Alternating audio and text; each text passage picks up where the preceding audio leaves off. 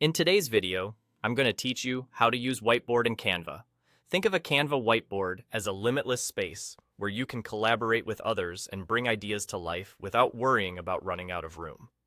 It's flexible by design, so there's no single right way to use it.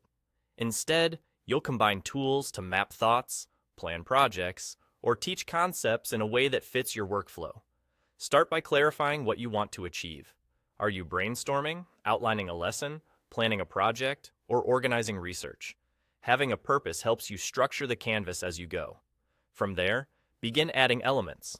You can place pictures or graphics to set the visual tone or to anchor key ideas. Resize and position them to create a focal point, and use consistent colors to keep your board clean and easy to scan. Add text to describe concepts, label sections, or provide instructions. Use headings for main ideas and smaller text for details. Keep contrast strong so your writing stays readable against your background. If you're mapping out thoughts, spacing matters. Leave breathing room so each cluster of content feels intentional. For quick, informal thinking, draw directly on the whiteboard. Sketch arrows to show relationships, circle priorities, or underline key takeaways. A thinner stroke suits notes and labels, while thicker lines help you emphasize structure. Sticky notes are great for rapid idea capture. Color code them by theme, assign them to different teammates, or stack them in simple categories to spot patterns. When you need structure, make a table.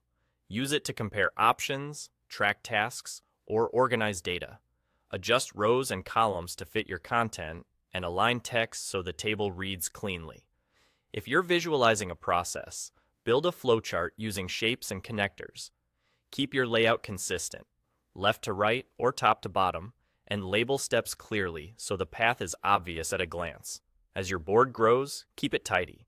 Group related items so you can move them together, and align edges for a polished look. Zoom out to see the big picture and zoom in to refine details. Consider framing sections to separate phases or topics, which makes collaboration smoother. Speaking of collaboration, invite others to contribute ideas, add notes, or refine layouts in real time. Whiteboards are built for shared thinking, so encourage teammates to use colors or labels that make their contributions easy to recognize. In the end, there are no strict limits, just tools you can mix and match.